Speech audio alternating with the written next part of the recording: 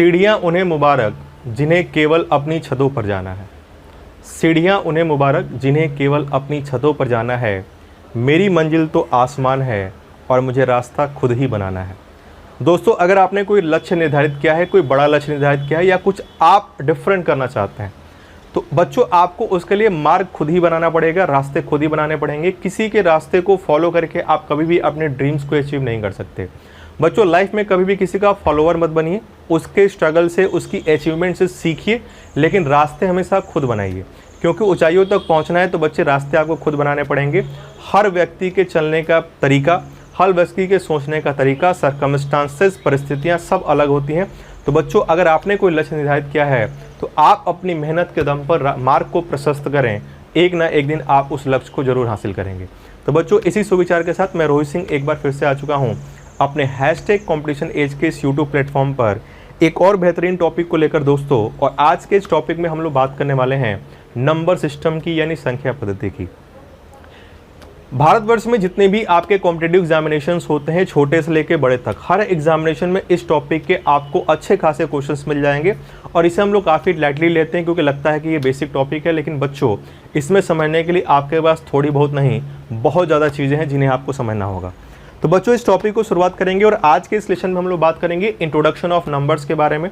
हम जो नंबर्स पढ़ते हैं, हम जो मैथमेटिक्स पढ़ते हैं, उसमें जो नंबर्स यूज़ करते हैं वो क्या है, उनकी प्रॉपर्टीज़ क्या हैं और उन पर क्वेश्चंस कैसे पेपर बनते हैं, इन सारी चीज़ों पर बच्चों हम लोग एक एक करके बात करने वाले हैं आज के इस लेक्चर में। तो वीडियो के एंड तक बने रहिएगा मेरे साथ, ताकि आप सारी चीज़ें थारोली और स्टेप बाय स्टेप अच्छे तरीके से समझ पाएँ। तो दोस्तों, शुरुआत करते हैं। सबसे पहले समझते हैं कि नंबर सिस्टम होता क्या है। दोस्तों, किसी भी काम को करने के लिए एक तरीके का यूज़ किया जाता है, एक पद्धति का यूज़ किया जाता है। अगर आपको इंग्लिश का सेंटेंस बनाना है तो बच्चों उसका भी एक तरीका होता है कि वर्ब कहाँ रखना है, प्रोनाउन कहाँ रखना है, नाउन कहाँ रखना है, कब आईएनजी फॉर्म यूज़ करनी है, नहीं करनी है, क्या करना है, कब करना है। तो हर चीज़ का एक सिस्टम होता है। बच्चों, अगर आप चाय बनाने भी जाते हो तो उसका भी एक सिस्टम होता है कि आप गैस ऑन करते हो, उस पर अपना कंटेनर रखते हो, पानी, दूध डालते हो, चाय पत्ती डालते हो। हर चीज़ का, दुनिया में जो भी काम होते हैं, हर चीज़ को करने का, सक्सेसिवली करने का, सक्सेसफुली करने का एक प्रॉपर तरीका होता है बच्चों, उसको सिस्टम कहा जाता है। मैथमेटिक्स को पढ़ने के लिए बच्चों जिस सिस्टम का यूज़ किया जाता है उसे हम लोग नंबर सिस्टम कहते हैं, हिंदी में इसे संख्या पद्धति कहा जाता है। दोस्तों, मैथमेटिक्स को पढ़ने के लिए 4 तरीके का यूज़ किया जाता है या 4 सिस्टम का यूज़ किया जाता है, जिसमें सबसे पहला होता है बच्चों, जो आपकी स्क्रीन पर दिख रहा होगा, बाइनरी नंबर सिस्टम। दूसरा होता है बच्चों ऑक्टा नंबर सिस्टम। तीसरा होता है बच्चों डेसिमल नंबर सिस्टम और चौथा होता है बच्चों hexadecimal number system. Binary number system बच्चों 0 और 1 का केवल यूज़ किया जाता है। ऑक्टा डेसिमल नंबर में सिमिलरली 8 चीज़ों का यूज़ किया जाता है, जो आपकी स्क्रीन पर दिख रहा है। डेसिमल नंबर सिस्टम में बच्चों केवल 10 नंबर्स का यूज़ किया जाता है या 10 डिजिट का यूज़ किया जाता है, जो कि 0 से लेके बच्चों कहाँ तक होते हैं, 9 तक होते हैं। और हेक्साडेसिमल नंबर सिस्टम में कुछ नंबर और कुछ अल्फ़ाबेट्स का यूज़ किया जाता है, जो कि आपकी बच्चों स्क्रीन पर दिख रहा होगा। तो बच्चों, इस 4 तरीक़ों से मैथमेटिक्स को पढ़ा जाता है। हमें जो पढ़ना है अपने सिलेबस के पॉइंट ऑफ व्यू से, एग्जामिनेशन पॉइंट ऑफ व्यू से, उस नंबर सिस्टम को बच्चों कहा जाता है डेसिमल नंबर सिस्टम, यानी दशमलव संख्या पद्धति। तो बच्चों, बिना समय व्यर्थ किए आइए शुरुआत करते हैं डेसिमल नंबर सिस्टम की, यानी दशमलव संख्या पद्धति की। तो बच्चों, डेसिमल नंबर सिस्टम यानी दशमलव संख्या पद्धति।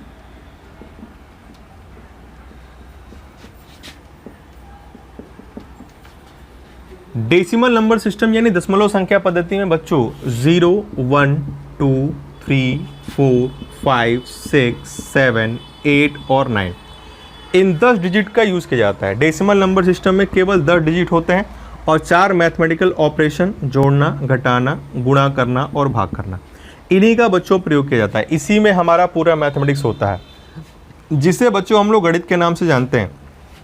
उस गणित में केवल इन्हीं चीज़ों का यूज़ होता है। 10 डिजिट्स होते हैं और 4 मैथमेटिकल ऑपरेशन होते हैं, इसी में हमारा पूरा मैथमेटिक्स आ जाता है। इंग्लिश से भी छोटा देखने में लगता है, 26 अल्फ़ाबेट्स इंग्लिश में होते हैं बच्चों, यहाँ तो केवल 10 डिजिट ही होते हैं। आपके कैलकुलेटर में, आपके मोबाइल में बच्चों केवल यही 10 डिजिट होते हैं। इसी से आप किसी भी नंबर का फॉर्मेशन कर लेते हो।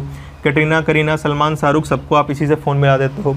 अपने सपने में ऐसे इन्हीं नंबर से जोड़ के देखते हो कि बच्चों आपके अकाउंट में कितने बैलेंस होंगे, या पड़ोसन की एज जब आप पूछते हो तो बच्चों पड़ोसन की एज भी इन्हीं नंबर्स की हेल्प से बन के आता है। तो बच्चों, डेसिमल नंबर सिस्टम में केवल 10 डिजिट का यूज होता है और 4 मैथमेटिकल ऑपरेशन होते हैं। तो बच्चों, सवाल उठता है कि डिजिट और नंबर में क्या अंतर होता है। डिजिट किसे कहते हैं? डिजिट को हिंदी में अंक कहा जाता है और नंबर को हिंदी में संख्या कहा जाता है। बच्चों छोटी छोटी बातें हैं लेकिन ध्यान से समझिएगा। मैथमेटिक्स में बच्चों डिजिट केवल कितने होते हैं? 10, 0 से लेके 9 तक, इनको डिजिट कहा जाता है। और डिजिट नंबर भी होता है, हर डिजिट बच्चों क्या है? एक नंबर भी है। जैसे 5 एक डिजिट है और 5 एक नंबर भी है, 5 एक संख्या भी होती है और 5 एक अंक भी होता है। 9 एक डिजिट है और 9 एक क्या है? नंबर भी है। इनकी हेल्प से जो इनके आगे नंबर्स फॉर्मेशन किए जाते हैं, ये आप कह सकते हो कि इनको छोड़कर जितने भी नंबर्स आप लेते हो, जितनी भी चीज़ें आप मैथमेटिक्स में यूज़ करते हो, इनकी हेल्प से जो बनते हैं उन सभी को बच्चों क्या बोलते हैं? संख्याएं कहते हैं। क्या क्लासिफिकेशन वगैरह है उनके बारे में हम लोग स्टेप बाय स्टेप बात करेंगे। तो बच्चों डिजिट केवल कितने होते हैं? 0 से लेकर 9 तक। अगर आप नोट्स बनाते हैं इन सब चीज़ों को नोट करिएगा। और संख्याएं इनको भी इंक्लूड करना है, और इनके अलावा जो बच गए सबको अगर काउंट कर लिया जाए तो बच्चों क्या होते हैं? नंबर। हर डिजिट एक नंबर भी होता है, लेकिन हर नंबर एक डिजिट हो ऐसा कोई ज़रूरी नहीं है। नंबर का फॉर्मेशन बच्चों किससे होता है? डिजिट से ही होता है, यानी अंकों से ही होता है। दूसरी इंपॉर्टेंट बात बच्चों जो आपको ध्यान रखनी है कि हमेशा नेगेटिव नंबर होते हैं, डिजिट कभी नेगेटिव नहीं होते।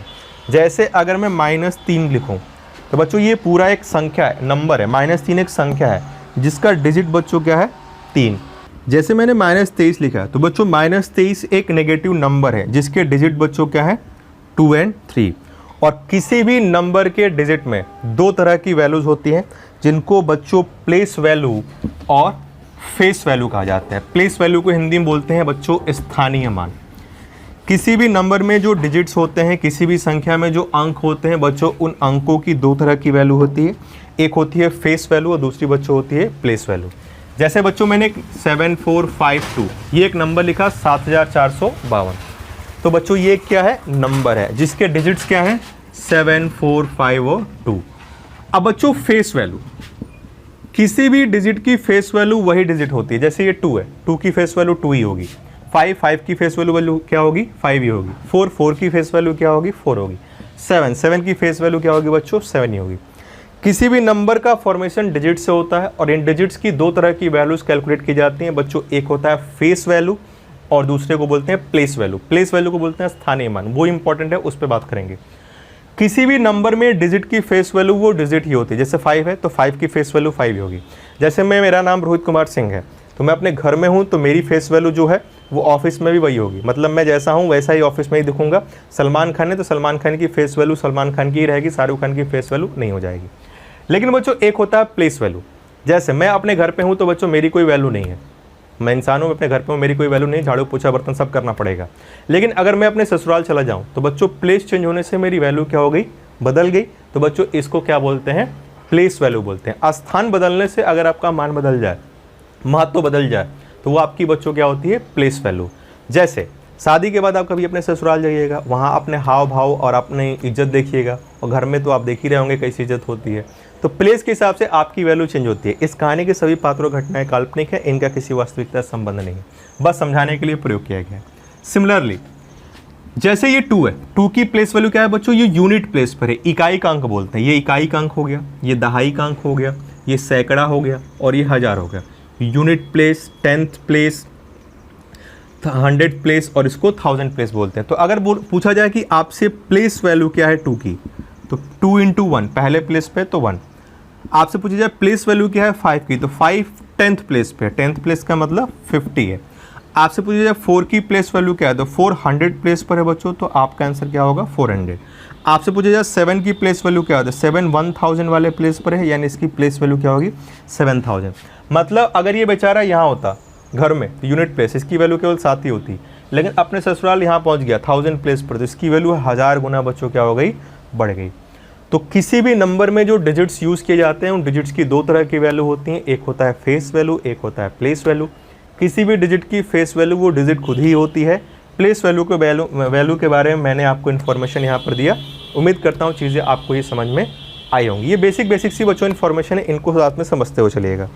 तो अभी तक जितना हम लोगों ने पढ़ा बच्चों, हम लोगों ने ये पढ़ा कि नंबर सिस्टम 4 तरह का होता है, बाइनरी, ऑक्टा, हेक्सा और डेसिमल। हम जो मैथमेटिक्स पढ़ते हैं उसमें डेसिमल नंबर सिस्टम का यूज़ किया जाता है। डेसिमल नंबर सिस्टम में बच्चों 10 डिजिट होते हैं 0 से लेकर 9 तक, और ये नंबर्स भी कहलाते हैं। पूरे जितने भी होते हैं मैथमेटिक्स में सब नंबर्स होते हैं, लेकिन डिजिट बच्चों कितने होते हैं? 0 से लेकर 9 तक, यानी 10। नेगेटिव हमेशा नंबर होता है, संख्या ऋणात्मक होती है, कभी भी डिजिट नेगेटिव नहीं होता, अंक नेगेटिव नहीं होते। -3 एक संख्या है, 3 क्या है, एक संख्या भी है और एक डिजिट भी है। उसके बाद किसी भी नंबर में जो डिजिट्स होते हैं उनकी 2 वैल्यू होती है, फेस वैल्यू और प्लेस वैल्यू, जिसके बारे में मैंने अभी आपको एक्सप्लेन किया। अभी बच्चों ये इंट्रोडक्शन पार्ट चल रहा है, तो चीज़ों को समझिए, आपको जो भी चीज़ें लगे उनका प्रॉपर नोट जरूर बनाइए। बच्चों मैं बिल्कुल डिटेल में बता रहा हूँ, तो उम्मीद करता हूँ आप इसका नोट्स बनाएंगे, ये आपको इन फ्यूचर हमेशा काम देगा। कभी आप अपने छोटे भाई को भी देंगे तो उसके लिए भी काफ़ी ये हेल्प करेगा आपको। तो ये तो बात हो गई बच्चों डिजिट्स के बारे में और नंबर्स के बारे में होते क्या हैं। अब हम लोग को पढ़ना है बच्चों classification of numbers. Classification of numbers पहला जो पॉइंट है इसका, उसके बारे में। तो बच्चों डेसिमल नंबर सिस्टम में नंबर्स को रिप्रेजेंट करने के लिए a+ib के फॉर्म का यूज किया जाता है। बच्चों इसको बोलते हैं कॉम्प्लेक्स नंबर। हिंदी में बच्चों सम्मिश्र संख्याएं भी कहा जाता है। कॉम्प्लेक्स नंबर यानी सम्मिश्र संख्या। दशमलव संख्या पद्धति में संख्याओं को निरूपित करने के लिए जिस तरीके का यूज किया जाता है उसे a+ib कहते हैं, हिंदी में सम्मिश्र संख्या कहते हैं।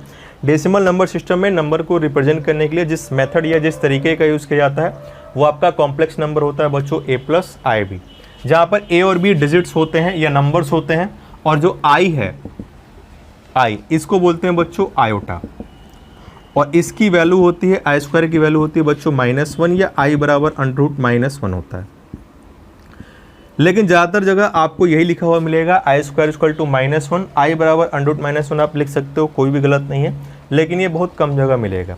अब आपके मन में क्वेश्चन उठ रहा होगा कि सर ये वाला क्यों नहीं लिखा होता? बहुत कम जगह लिखा होता है, जितनी अच्छी किताबें अगर आप देखोगे तो वहाँ पर यही चीज़ लिखी होती है। ऐसा इसलिए क्योंकि मैथमेटिक्स में चीज़ों को लिखने के लिए या प्रैक्टिकल लाइफ में भी चीज़ों को हमेशा रियल फॉर्म में बताया जाता है, कभी भी इमेजिनेशन की फॉर्म में चीज़ों को रिप्रेजेंट नहीं किया जाता। जैसे अगर मेरे पास 800 कार है तो मैं बोलूँगा मेरे पास एक मारुति 800 कार है, लेकिन मैं कभी ये नहीं बोलूँगा कि मेरे पास मर्सिडीज़ कार है जो शोरूम में खड़ी है। बच्चों गलत नहीं बोला मैंने, मर्सिडीज़ कार है शोरूम में खड़ी, जब पैसा होगा तो लेके आऊँगा, लेकिन ये तो इमेजिनेशन हो गया ना, मेरे पास है थोड़ी। उस तरह से तो फिर सबके पास मर्सिडीज़ कार खड़ी है, उस तरह तो फिर सबकी गर्लफ्रेंड का नाम कैटरीना और करीना है, तो इस तरह से आप नहीं बोल सकते। तो ये जो चीज़ें रियल में फॉर्म में रिप्रेजेंट करने का तरीका होता है, चाहे प्रैक्टिकल लाइफ हो चाहे मैथमेटिक्स हो, तो ज़्यादातर जगह इस तरह से लिखा जाता है। -1 एक रियल नंबर होता है, लेकिन √-1 एक इमेजिनरी नंबर होता है। तो ये तो बात हो गई बच्चों आयोटा की यानी आई की।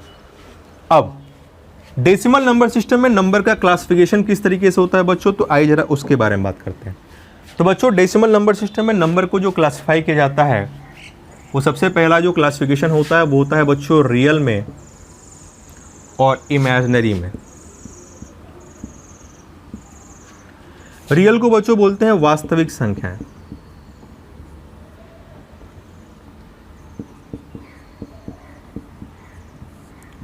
और इमेजिनरी को बच्चों बोलते हैं काल्पनिक संख्याएं। दशमलव संख्या पद्धति में नंबर्स को 2 तरह से पहले बांटा जाता है, एक होते हैं रियल और एक होते हैं इमेजिनरी, जिसको वास्तविक और काल्पनिक कहते हैं। वास्तविक से आपको समझ में आ रहा होगा ऐसे सारे नंबर जिनका संसार में एग्जिस्टेंस है। काल्पनिक का मतलब जिनके एग्जिस्टेंस नहीं है, जो हमारी सोच में है यानी कल्पनाओं में है।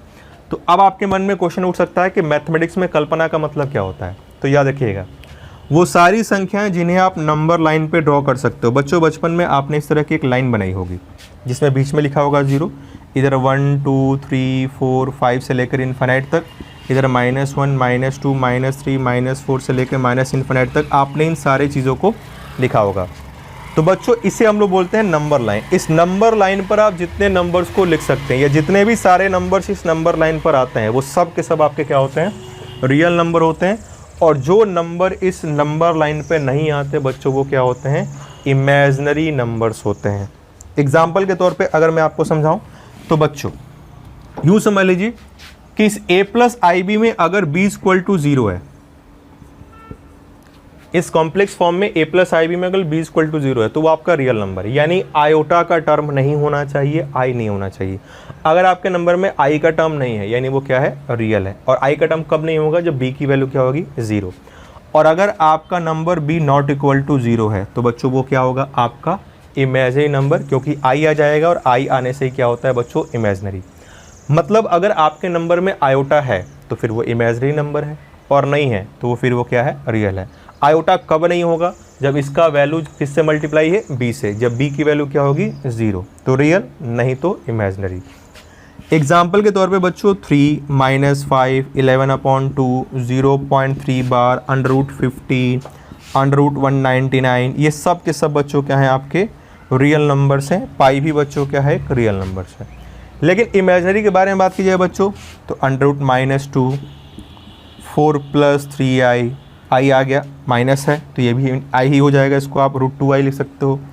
7 - 15i ये बच्चों सब के सब आपके क्या हैं इमेजनरी नंबर्स है। यानी अगर आपके टर्म में आयोटा है तो इमेजनरी नहीं है तो बच्चों क्या है रियल।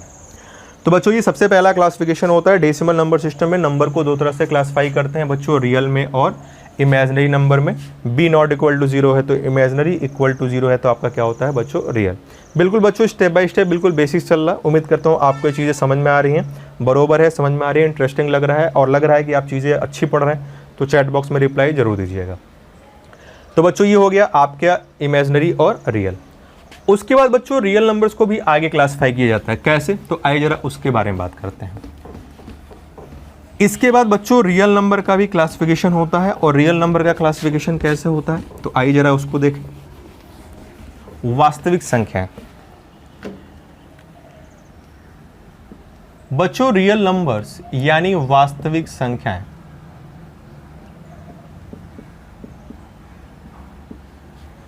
को भी दो तरह से क्लासिफाई किया जाता है।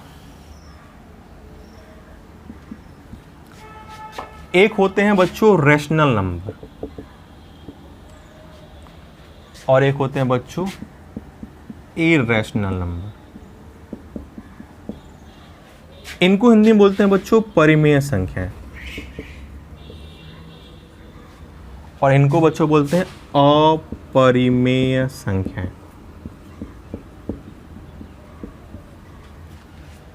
डेसिमल नंबर सिस्टम में नंबर को रियल और इमेजिनरी में क्लासिफाई करते हैं बच्चों। रियल नंबर यानी वास्तविक संख्याओं को भी दो तरह से बांटा जाता है, एक होता है रैशनल नंबर और दूसरा होता है बच्चों इरैशनल नंबर, जिनको परिमेय संख्याएं और अपरिमेय संख्याएं भी बच्चों क्या कहते हैं कहा जाता है। हिंदी में नाम इनका होता है परिमेय और अपरिमेय।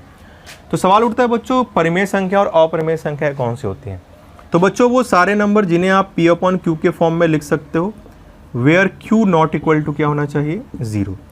वो सारी संख्याएं जिन्हें हम P/Q के फॉर्म में लिख सकते हैं जहां पर Q यानी denominator must not be equal to 0, वो आपके क्या होते हैं रैशनल नंबर यानी परिमेय संख्याएं। और जिन्हें आप P/Q के फॉर्म में नहीं लिख सकते बच्चों उन्हें हम लोग क्या बोलते हैं इरैशनल नंबर्स कहते हैं यानी अपरिमेय संख्या कहते हैं। जिन नंबर्स को हम लोग P/Q के फॉर्म में लिख सकते हैं वो रैशनल कहलाते हैं, जिन्हें हम P/Q के फॉर्म में नहीं लिख सकते वो इरैशनल कहलाते हैं बच्चों। और वो क्या होते हैं तो बच्चों याद रखिएगा, रैशनल नंबर जैसे आपका 3 हो गया, 0.5 हो गया, 11/7 हो गया, ये सब के सब बच्चों के यहाँ आपके रैशनल नंबर है। 22/7 ये भी आपका रैशनल नंबर है। 3.14 ये भी आपका क्या है रैशनल नंबर है। इरैशनल नंबर क्या हो गया बच्चों? तो एग्जाम्पल के तौर पर समझिए √15 √5 पाई, ये सब के सब बच्चों क्या हैं इरैशनल नंबर है। अब कुछ बच्चों के मन में डाउट आता है कि सर पाई की वैल्यू 22/7 होती है, पाई की वैल्यू 22/7 होती है या पाई की वैल्यू 3.14 होती है, तो फिर सर 22/7 रैशनल में है और पाई इरैशनल में कैसे चला गया? तो बच्चों इस बात को हमेशा याद रखिएगा कि पाई एक अपरिमेय संख्या होती है, इरैशनल नंबर होती है। पाई की एग्जैक्ट नहीं अप्रॉक्स वैल्यू 22/7 या 3.14 होती है। डेसिमल में 3.14 और फ्रैक्शन में 22/7 अप्रॉक्स वैल्यू होती है, एग्जैक्ट वैल्यू नहीं होती। पाई एक इरैशनल नंबर होता है। और बच्चों जितने भी इरैशनल नंबर्स होते हैं अपरिमेय संख्याएं उनको नॉन टर्मिनेटिंग डेसिमल नंबर भी कहा जाता है। मेरी बात बच्चों ध्यान सुनिएगा, आप चाहे नोट्स बनाते हैं तो वहाँ लिख लीजिएगा। जितने भी आपके इरैशनल नंबर हैं अपरिमेय संख्याएं जिन्हें आप P/Q के फॉर्म में नहीं लिख सकते उन्हें नॉन टर्मिनेटिंग डेसिमल नंबर कहते हैं। नॉन टर्मिनेटिंग डेसिमल नंबर का मतलब होता है जो दशमलव के कुछ अंकों के बाद रुकते नहीं हैं, वो कहाँ तक जाते हैं बच्चों इनफाइनाइट तक। जैसे 3.141325719 ऐसे करके कहाँ तक जाए इनफाइनाइट तक जाए, ठीक। तो ये आपके नॉन टर्मिनेटिंग डेसिमल नंबर हैं और जो रुक जाते हैं उन्हें टर्मिनेटिंग डेसिमल नंबर कहा जाता है। जैसे 0.32 ये एक टर्मिनेटिंग डेसिमल नंबर है। ऐसा नहीं कि सारे नॉन टर्मिनेटिंग डेसिमल नंबर ही इरेशनल होते हैं। सारे इरेशनल नंबर नॉन टर्मिनेटिंग होते हैं, लेकिन कुछ रेशनल नंबर भी नॉन टर्मिनेटिंग होते हैं। जैसे 0.3 बार, ये एक नॉन टर्मिनेटिंग डेसिमल नंबर है बच्चों। इसकी वैल्यू क्या होगी 0.33333333 इनफाइनाइट। ऐसे नंबर को क्या बोलते हैं, रिपीटिंग डेसिमल नंबर भी बोला जाता है बच्चों। ऐसे सारे दशमलव की संख्याएं जो डेसिमल के बाद रुकते नहीं हैं, इनफाइनाइट तक जाते हैं, उन्हें नॉन टर्मिनेटिंग डेसिमल नंबर कहा जाता है। जितने भी इरेशनल नंबर होते हैं सब के सब नॉन टर्मिनेटिंग होते हैं, यानी उनकी वैल्यू पॉइंट के बाद कहाँ तक जाती है, इनफाइनाइट तक। लेकिन रेशनल में भी कुछ नंबर ऐसे होते हैं जो नॉन टर्मिनेटिंग होते हैं, जैसे 0.3। इसको आप P/Q के फॉर्म में लिखोगे तो बच्चों 1/3 होता है। इसको P/Q के फॉर्म में लिख सकते हैं, यानी ये रेशनल है, परिमेय संख्या है, लेकिन ये बच्चों नॉन टर्मिनेटिंग भी है, क्योंकि 0.3333 कहाँ तक जाएगा, इनफाइनाइट तक। तो बच्चों याद रखिएगा, जो इरेशनल में तो सारे के सारे नॉन टर्मिनेटिंग होते हैं, लेकिन रेशनल में टर्मिनेटिंग होते हैं, कुछ नॉन टर्मिनेटिंग भी होते हैं जिनको बार के फॉर्म में लिखा जाता है।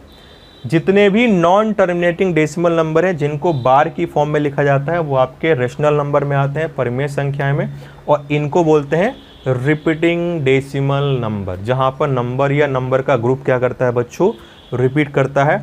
इनको हम लोग बार से रिप्रेजेंट करते हैं और इनको कहा जाता है बच्चों रिकरिंग नंबर, यानी आवर्ती संख्या। ऐसे डेसिमल वाले नंबर जो नॉन टर्मिनेटिंग है, मतलब इनफाइनाइट तक जिनकी वैल्यू जाती है पॉइंट के बाद, लेकिन वो किसी सीक्वेंस में रिपीट करते हैं, जैसे 33333 का रिपीटेशन हो गया, या 0.23232323 का रिपीटेशन हो गया। ऐसे सारे नंबर्स को बच्चों हम लोग रिकरिंग नंबर कहते हैं। होते ये भी नॉन टर्मिनेटिंग है, इनको रिकरिंग नंबर कहा जाता है, लेकिन ये किस में आते हैं, रेशनल में आते हैं। उम्मीद करता हूँ मेरी बात आपको समझ में आ रही होगी। मैं सारी चीज़ें बस आपको समझा रहा हूँ, इंट्रोडक्शन पार्ट है ये। आप इसका थरोली नोट्स बना लीजिएगा, वीडियो को देखिए और सारी चीज़ों को पॉइंट वाइज अपने हिसाब से नोट जरूर कर लीजिएगा। तो रियल नंबर को क्लासिफाई किया गया रेशनल और रेशनल में। रेशनल नंबर ऐसे सारे नंबर जिनको P/Q के फॉर्म में लिखा जाए उन्हें हम लोग रेशनल नंबर कहते हैं, और जिन्हें P/Q के फॉर्म में नहीं लिखे उन्हें इरेशनल नंबर कहते हैं। और ये सारे नॉन टर्मिनेटिंग डेसिमल नंबर होते हैं। रेशनल में भी एक नॉन टर्मिनेटिंग डेसिमल नंबर होता है जिसको रिपीटिंग डेसिमल नंबर कहा जाता है, क्योंकि वहाँ एक नंबर या ग्रुप ऑफ नंबर बच्चों क्या करता है, रिपीट करता है, और इसको बोला जाता है, इस वाले को रिकरिंग नंबर, यानी आवर्ती संख्याएं। बच्चों इसके बारे में भी हम लोग बात करने वाले हैं, रिकरिंग नंबर या आवर्ती संख्या। स्पेस हमारे पास कम है, आवर्ती संख्या, इसके बारे में भी हम लोग चैप्टर के लास्ट में अभी पढ़ेंगे। ये बस मैं आपको इन्फॉर्मेशन दे रहा हूँ। तो बच्चों ये क्लासिफिकेशन हो गया हमारे पास रियल नंबर का रेशनल और इरेशनल में। उम्मीद करता हूँ आपको चीज़ें समझ में आ रही हैं। बच्चों बरोबर है तो चैट बॉक्स में बरोबर जरूर लिखिए। इसके बाद रेशनल नंबर को भी बच्चों आगे क्लासिफाई किया जाता है 2-3 तरीकों से। आओ जरा उसके बारे में बात कर दें। बच्चों रेशनल नंबर को भी 2 तरह से क्लासिफाई किया जाता है। परिमेय संख्याओं को भी 2 तरह से बांटा जाता है बच्चों। एक होते हैं इंटीजर, इंटीजर्स बच्चों जिनको हिंदी में पूर्णांक भी कहते हैं, और दूसरा होता है बच्चों डेसिमल, जिसको हिंदी में क्या बोलते हैं बच्चों, दशमलव भी कहा जाता है। इंटीजर्स यानी पूर्णांक और डेसिमल यानी दशमलव। रेशनल नंबर का क्लासिफिकेशन भी 2 तरह से होता है परिमेय संख्याओं का, इंटीजर और डेसिमल में। अब सवाल उठता है बच्चों इंटीजर क्या होता है। हमने पढ़ा जिन्हें P/Q के फॉर्म में लिख सकते हैं वो क्या होते हैं बच्चों, रेशनल नंबर होते हैं, यानी परिमेय संख्याएं। तो अगर इस P/Q में इफ Q = 1 है, Q का मान बच्चों क्या हो जाए 1, तो वो आपका क्या कहलाता है, इंटीजर कहलाता है, यानी पूर्णांक कहलाता है। जैसे एग्जाम्पल के तौर पे 5, 7, -11, -22, ये सारे के सारे बच्चों क्या हैं, इंटीजर्स हैं, क्योंकि इनका जो डिनोमिनेटर वाला पार्ट है वो क्या है 1। 11 को 11/1 लिख सकते हैं, रेशनल नंबर है, नीचे 1 है, यानी ये क्या है, इंटीजर भी है। डेसिमल क्या होते हैं, जहाँ पर P/Q में अगर Q ≠ 1 है तो बच्चों वो आपका क्या कहलाएगा, डेसिमल नंबर कहलाएगा, यानी दशमलव वाला नंबर कहलाएगा। जैसे एग्जाम्पल के तौर पे 2/5, 1/2, 0.5, ये पॉजिटिव नेगेटिव दोनों हो सकते हैं। ये सब के सब आपके क्या हैं बच्चों, डेसिमल, क्योंकि इनका डिनोमिनेटर 1 नहीं है। बच्चों फिर से मेरी बात सुनिए, रेशनल नंबर यानी परिमेय संख्याओं को 2 तरीकों से बांटा जाता है बच्चों, इंटीजर्स और डेसिमल में। इंटीजर्स यानी पूर्णांक होते हैं।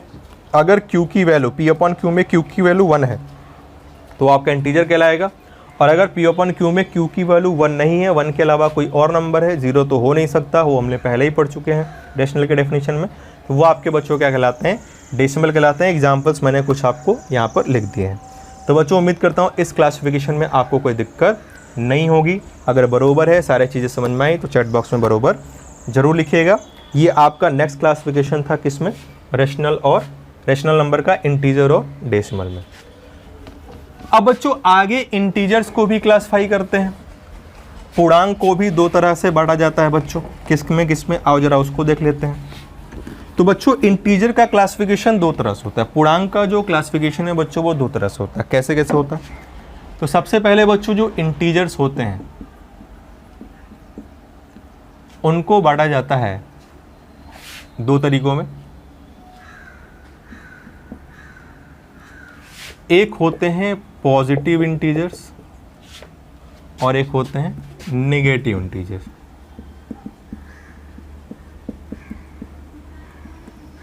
इंटीजर्स को दो तरह से बांटा जाता है, पॉजिटिव इंटीजर और नेगेटिव इंटीजर, और बीच में बच्चों एक होता है न्यूट्रल इंटीजर।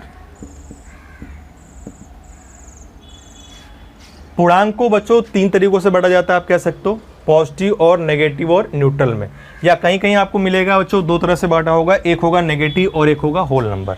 इन दोनों के ग्रुप को ही बच्चों होल नंबर कहा जाता है। अब मेरी बात सुनिएगा, इसको बोलते हैं धन पूर्णांक, इसको बोलते हैं ऋण पूर्णांक, इसको बोलते हैं निष्क्रिय पूर्णांक, न्यूट्रल इंटीजर।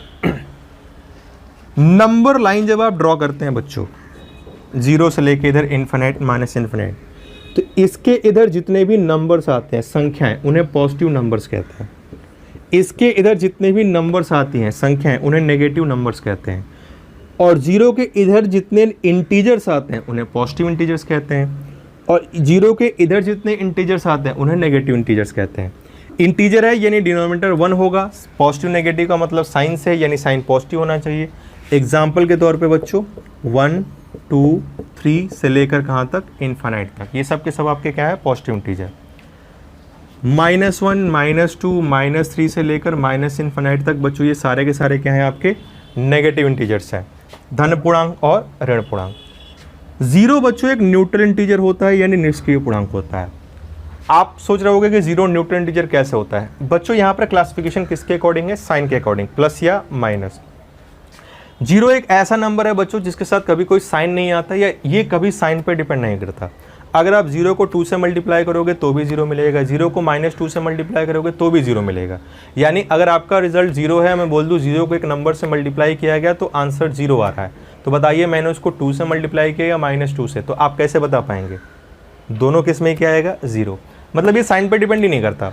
जीरो को आप 2 से डिवाइड करोगे तो भी जीरो आएगा, जीरो को -2 से डिवाइड करोगे तो भी क्या आएगा बच्चों, जीरो ही आएगा।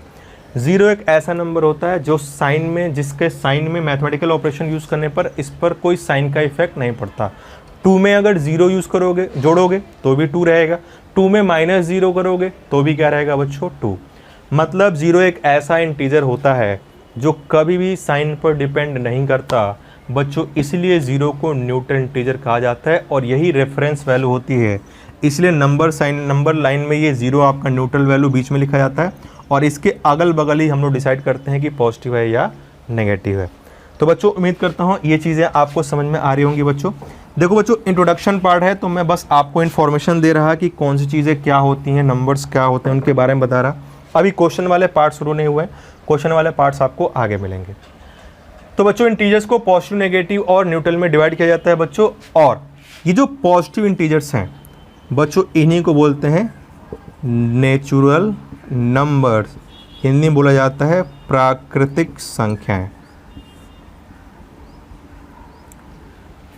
1 से लेके इन्फिनिट तक जितने भी पॉजिटिव इंटीजर्स हैं, इनके सेट को, इनके ग्रुप को बच्चों क्या बोलते हैं, नेचुरल नंबर यानी प्राकृतिक संख्याएं। बच्चों अगर आप डेफिनेशन लिखते हैं तो डेफिनेशन में आप इस तरह से लिखेंगे, set of positive integers is known as natural number. मेरी बात को फिर से सुनिएगा, set of positive integers is known as natural number. धन पूर्णांक के समुच्चय को हम क्या बोलते हैं, प्राकृतिक संख्याएं कहते हैं। याद रखिएगा समुच्चय होना चाहिए, सेट होना चाहिए, ग्रुप होना चाहिए, तब वो क्या होगा, आपका नेचुरल नंबर होगा। जैसे फॉर एग्जांपल अगर मैं पूछूं 5 क्या है, तो बच्चों 5 को आप बोलोगे ये एक पॉजिटिव इंटीजर, इसको आप नेचुरल नंबर नहीं बोलोगे। लेकिन मैं पूछूं अब 5 क्या है, तो बच्चों ये क्या है, एक नेचुरल नंबर है, क्योंकि सेट की फॉर्म में होना है, समुच्चय की फॉर्म में। इसको आप प्रैक्टिकली ऐसे समझिए कि मान लीजिए हम 5 भाई हैं, माताजी पिताजी भाई बहन मिला के हम लोग 5 लोग हैं। तो बच्चों हम सब मिलके क्या बन गए, एक परिवार, एक फैमिली बन गए। तो जब कभी भी हम लोग साथ में होंगे, पूछेगा ये कौन है, तो हम लोग क्या बोलेंगे, ये एक परिवार है। परिवार का मतलब ग्रुप ऑफ मेंबर्स हो गया। अब बच्चों मान लो मैं बाहर गया अकेले, मुझसे पूछा गया आप कौन है, तो क्या मैं बोलूँगा मैं एक परिवार हूँ? नहीं, मैं अपनी आइडेंटिटी दूंगा, मैं बोलूँगा मेरा नाम रोहित सिंह है, या मेरी जो भी आइडेंटिटी है मैं उसको बताऊँगा। तो सिमिलरली बच्चों, जब ये नंबर्स अकेले होते हैं तो बच्चों ये नॉर्मली नंबर होते हैं, यानी पॉजिटिव इंटीजर्स होते हैं। लेकिन जब ये ग्रुप में आते हैं, सेट में आते हैं, तो इनको क्या बोलते हैं, नेचुरल नंबर कहते हैं। अब 5 जैसे मैंने लिखा तो 5 एक नंबर है, लेकिन मैंने सेट में लिखा तो ये अकेले अभी भी है, लेकिन अब ये क्या है, नेचुरल नंबर भी कहलाएगा। क्योंकि कुछ परिवार ऐसे भी तो होते हैं जिनमें फैमिली के सदस्य बच्चों क्या होते हैं, केवल एक। तो सिंपल शब्दों में आपको ऐसे समझना है कि set of positive integers is known as natural number. धन पूर्णांक के समुच्चय को प्राकृतिक संख्याएं कहते हैं, ग्रुप को प्राकृतिक संख्याएं कहते हैं। इंडिविजुअली कोई नंबर क्या होता है, पॉजिटिव इंटीजर्स होता है। और बच्चों इस पॉजिटिव इंटीजर के साथ साथ अगर 0 भी ले लिया जाए तो बच्चों इसी को होल नंबर कहते हैं। यानी set of positive integers and 0, धन पूर्णांक के समुच्चय और शून्य को बच्चों हम लोग क्या बोलते हैं, होल नंबर कहते हैं। इसलिए किसी किसी किताबों में अगर आप देखोगे बच्चों, तो इंटीजर्स को क्लासिफाई करता है होल नंबर में सीधे और नेगेटिव में, और वो सही भी है। होल नंबर का मतलब क्या हो गया, positive integer plus neutral integer, यानी 0 भी काउंट हो गया। तो कुछ किताबों में आपका होल नंबर और नेगेटिव में क्लासिफाई किया रहता है, वो सही है, बिल्कुल उसमें कोई गलत नहीं है, और इसमें भी कोई गलत नहीं है। मैंने उसको स्प्लिट करके यहाँ पर लिखा है। तो बच्चों उम्मीद करता हूँ आपको यहाँ तक में कोई दिक्कत नहीं होगी। इंटीजर्स यानी पूर्णांक को बच्चों 3 तरह से बांटा जाता है, नेचुरल, न्यूट्रल और नेगेटिव में। पॉजिटिव, न्यूट्रल और नेगेटिव में। पॉजिटिव 1 से लेकर इन्फिनाइट तक सारे इंटीजर पॉजिटिव होते हैं। न्यूट्रल 0 होता है क्योंकि साइन पर डिपेंड नहीं करता, और नेगेटिव -1 -2 से लेकर यहाँ तक होते हैं बच्चों, -इन्फिनाइट तक होते हैं। पॉजिटिव इंटीजर्स के ग्रुप को बच्चों प्राकृतिक संख्याएं कहते हैं, नेचुरल नंबर कहते हैं। और 0 को भी अगर इस नेचुरल नंबर में शामिल कर लिया जाए तो उसी को बच्चों क्या बोलते हैं, होल नंबर कहते हैं। तो बच्चों ये क्लासिफिकेशन हो गया इंटीजर का। इंटीजर को बच्चों एक तरह से और क्लासिफाई करते हैं, वो क्या होता है, तो आप बच्चों जरा ध्यान दें। इंटीजर यानी पूर्णांक को बच्चों एक तरह से और क्लासिफाई करते हैं, वो क्या होता है, तो उसके बारे में बच्चों बात करते हैं। चीज़ें अगर आपको समझ में आ रही है बच्चों, देखो ये इंट्रोडक्शन पार्ट है, तो इसमें कोई ऐसा क्वेश्चन नहीं मिलेगा, ये जानकारी वाला हिस्सा है, बस आपको इन्फॉर्मेशन है। क्वेश्चन वाले हिस्से आपके नेक्स्ट लेक्चर से आ जाएंगे। इंटीजर्स को बच्चों 2 तरह से और बढ़ा जाता है, 2 तरह से कह सकते हो। एक होता है बच्चों आपका इवन, और एक होता है बच्चों आपका ऑड। इसको हिंदी में बोलते हैं सम संख्या, इसको बोलते हैं विषम। इवन और ऑड में इंटीजर्स को बच्चों 2 तरह से और बांटते हैं, इवन और ऑड में। अब बच्चों देखो इवन की डेफिनेशन क्या होती है, वो सारी संख्याएं जो 2 से कट जाती हैं। Number which are divisible by 2 is known as even number, और जो डिविजिबल नहीं होते बच्चों वो क्या होते हैं, ऑड होते हैं। वो सारी संख्याएं जो 2 से कट जाती हैं उन्हें हम लोग इवन नंबर कहते हैं, और जो 2 से नहीं कटती उन्हें हम लोग बच्चों क्या बोलते हैं, ऑड नंबर्स कहते हैं। अब बच्चों मेरी बात को जरा ध्यान सुनिएगा, अभी डिविजिबिलिटी वगैरह हम लोग पढ़ने वाले हैं, ये इंट्रोडक्शन पढ़ रहे हैं, अभी बहुत सारी मेन चीज़ें, मतलब आप यूँ समझ लीजिए कि अभी आप चैप्टर के बारे में थोड़ा सा जान रहे हैं, जो नंबर्स आप पढ़ते हो उसके बारे में जान रहे हैं। अभी आपने नंबर क्वेश्चन वाले कोई चीज़ नहीं पढ़े हैं, वो आपको इसके आगे मिलेंगे। डिविजिबिलिटी का रूल पढ़ेंगे तो वहाँ मैं आपको बताऊंगा कैसे 2 से नंबर से डिविजिबिलिटी बताते हैं, दोनों बाकी सारे नंबर से भी हम लोग बात करेंगे। तो ऐसी सारी संख्याएं जो 2 से कट जाती हैं उन्हें हम लोग क्या बोलते हैं बच्चों, इवन नंबर कहते हैं। या इसको थोड़ा सा और प्रोफेशनल वे में कहा जाए तो those numbers which has at least 1 factor of 2, ऐसी सारी संख्याएं जिनमें एक गुणनखंड क्या हो, 2। Those number which has 1 factor 2, वो सारी संख्याएं जिनका एक फैक्टर 2 हो उन्हें हम इवन कहते हैं, और जिनका कोई भी फैक्टर 2 नहीं होता उन्हें हम लोग बोलते हैं ऑड। फैक्टर का मतलब बच्चों होता है गुणनखंड। तो ये इवन और ऑड हो गया। एग्जाम्पल देकर अगर मैं आपको समझाऊं, 2, 4, -12, 16, -60, ये सब के सब क्या है बच्चों, इवन नंबर है। ऑड का मतलब 1, 3, 5, 7, 11, ये सब के सब आपके क्या है बच्चों, ऑड नंबर है। तो बच्चों यहाँ पर एक प्रश्न खड़ा होता है कि जीरो क्या है, जीरो क्या है, जीरो इवन है या जीरो ऑड है। तो बच्चों याद रखिएगा, ज़ीरो को हमेशा इवन की कैटेगरी में रखा जाता है। बच्चों आपसे कोई पूछे कि ज़ीरो क्या है, तो आप बोलोगे ज़ीरो एक न्यूट्रल इंटीजर है। आप ये नहीं बोलोगे ज़ीरो एक पॉजिटिव इंटीजर है, आप बोलोगे क्या बोलोगे न्यूट्रल इंटीजर है। लेकिन अगर आपसे ये पूछा जाए कि जीरो पॉजिटिव इंटीजर है कि नेगेटिव इंटीजर है, या इवन इंटीजर है, या ऑड इंटीजर है, पॉजिटिव नेगेटिव पूछा गया तो बच्चों आप क्या बोलोगे, न्यूट्रल। और अगर आपसे पूछा गया जीरो इवन है या ऑड है, तो बच्चों आप क्या बोलोगे, इवन। इसलिए इवन कहोगे बच्चों की जीरो इवन की सारी प्रॉपर्टीज को क्या करता है, फॉलो करता है। जीरो इवन की सारी प्रॉपर्टीज को फॉलो करता है। तो सवाल उठता है कौन सी प्रॉपर्टीज को फॉलो करता है।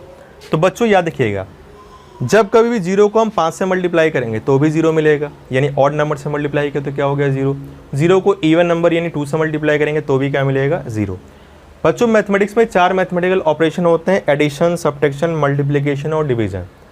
मल्टीप्लिकेशन और डिवीजन में जीरो इवन और ऑड दोनों की प्रॉपर्टी को फॉलो करता है या सेम रिजल्ट देता है। क्या होता है बच्चों, ये बात मैं क्या कहना चाह रहा हूँ आपसे, तो जरा उस बात को समझिएगा। अगर बच्चों मैं जीरो को 2 से मल्टीप्लाई करता हूँ यानी इवन नंबर से, तो बच्चों क्या मिलेगा, जीरो मिलेगा। और जीरो को मैं किसी ऑड नंबर से मल्टीप्लाई कर दूँ तो भी क्या मिलेगा बच्चों, जीरो। मतलब रिजल्ट दोनों पे क्या दे रहा है, सेम। मतलब दोनों की प्रॉपर्टीज को क्या कर रहा है बच्चों, फॉलो कर रहा है। जीरो को अगर मैं 2 से डिवाइड करूंगा तो जीरो मिलेगा, जीरो को अगर मैं 3 से डिवाइड करूंगा तो भी क्या मिलेगा बच्चों, जीरो। मतलब चाहे आप इवन नंबर से डिवाइड करें या ऑड नंबर से डिवाइड करें, आपको रिजल्ट क्या मिलता है, सेम। यानी जीरो इवन और ऑड की दोनों प्रॉपर्टी फॉलो कर रहा है, कौन सी, मल्टीप्लिकेशन की और डिवीजन की। तो बच्चों दो प्रॉपर्टी और बचती हैं, दो ऑपरेशन और बचते हैं, एडिशन और सब्ट्रैक्शन।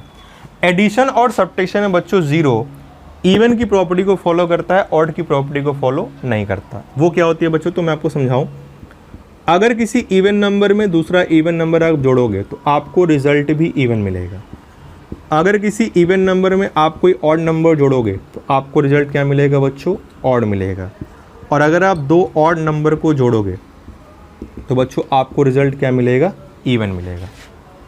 अब जीरो को रख के अगर बच्चों मैं चेक करूं, यहाँ पर ऑड की जगह रख के पहले मैं चेक करता हूँ, इसमें ऑड तो है नहीं, यानी सेकंड और थर्ड में मैं एक इवन नंबर ले लेता हूँ बच्चों 4, ऑड की जगह रख लेता हूँ 0, तो हमारा आंसर क्या आएगा बच्चों, 4। मान लेता हूँ 0 एक ऑड नंबर है, तो ऑड की जगह 0 रखा, इवन की जगह 4 रखा, तो बच्चों कितना आया, 4। जबकि 4 क्या है, इवन नंबर, और रिजल्ट क्या आना चाहिए था, ऑड, मतलब फॉलो नहीं कर रहा। यहाँ चेक करते हैं बच्चों, इस ऑड की जगह रख लिया 5 और मान लिया 0 ऑड है, तो यहाँ पर रख लेते हैं 0 बच्चों, क्या आएगा 5, मतलब ऑड प्लस ऑड 5 आ रहा है, 5 + 0 5 आ क्या रहा है बच्चों 5, 5 एक क्या है ऑड नंबर, जबकि आना क्या चाहिए था इवन, यानी फॉलो नहीं कर रहा। मतलब बच्चों मैं आपको ये समझाना चाह रहा कि एडिशन और सब्ट्रैक्शन में, मैंने एडिशन लिखा है, सब्ट्रैक्शन में भी आप चेक कर सकते हैं, ऑड की जगह पर 0 रखा गया तो वो इन रिलेशन को सेटिस्फाई नहीं कर रहा। लेकिन अगर मैं 0 को इवन की जगह पे रख दूं तो फिर ये सेटिस्फाई करेगा। कैसे, इस इवन की जगह 0 रख देता हूं, इस इवन की जगह 4 रख देता हूं, तो बच्चों आंसर कितना है 4, मतलब इवन, और आना भी क्या चाहिए था इवन, फॉलो कर रहा है। इस इवन की जगह बच्चों रख देता हूं 0, इस ऑड की जगह रख देता हूं 7, तो रिजल्ट क्या है बच्चों 7, 7 का मतलब ऑड, आना भी ऑड चाहिए था, मतलब फॉलो कर रहा है। मतलब बच्चों मैं आपको ये समझाना चाह रहा कि एडिशन, सब्ट्रैक्शन, मल्टीप्लिकेशन और डिवीजन में 0 जो है वो मल्टीप्लिकेशन और डिवीजन में इवन के साथ या ऑड नंबर के साथ सेम रिजल्ट देता है, मतलब दोनों को फॉलो करता है। लेकिन एडिशन और सब्ट्रैक्शन में 0 इवन की प्रॉपर्टी को फॉलो करता है, ऑड की प्रॉपर्टी को फॉलो नहीं करता बच्चों, इसीलिए 0 को इवन की कैटेगरी में रखा जाता है। तो अगर आपसे पूछा जाए बच्चों 0 क्या है, तो आप प्रॉपर आंसर जो देंगे, जो प्रॉपर जवाब देंगे, वो आपका ये होना चाहिए कि 0 इज़ अ न्यूट्रल इंटीजर, 0 एक निष्क्रिय पूर्णांक होता है। और अगर आपसे पूछा गया कि 0 इवन है या ऑड है, तो आप बोलोगे 0 इवन है, इसलिए because it follows all properties of even number, क्योंकि ये इवन नंबर की सारी विशेषताओं का पालन करता है, इसलिए इसे इवन की कैटेगरी में रखा जाता है। शून्य सम संख्याओं की विशेषता का पालन करता है, इसलिए इसे सम संख्या की श्रेणी में रखा जाता है। तो बच्चों उम्मीद करता हूँ जितने भी क्लासिफिकेशंस मैंने आपको बताएं वो आपको समझ में आए होंगे। कहीं पे भी कोई दिक्कत होगी तो आप पूछ सकते हैं। तो बच्चों आज के इस सेशन में रखेंगे बच्चों हम लोग इतना ही। ये हमने इंट्रोडक्शन ऑफ नंबर्स पढ़ा, थोड़े इंट्रोडक्शन चीज़ें और हैं, उसके बाद आपके क्वेश्चन वाले हिस्से शुरू हो जाते हैं। तो बच्चों कैसा लगा आज का ये सेशन, क्या है ये आपके लिए बेनिफिशियल है, अपने रिस्पॉन्स को कमेंट बॉक्स में जरूर दीजिएगा। बच्चों नेक्स्ट टर्न पे इसके आगे हम लोग एक्सप्लेन करेंगे और वहाँ से क्वेश्चन वाले हिस्से आपके शुरू हो जाएंगे। तो बच्चों मिलते हैं नेक्स्ट क्लास में, तब तक के लिए बच्चों अपना ख्याल रखिए, घरों में रहिए, मुस्कुराते रहिए। जय हिंद, जय भारत।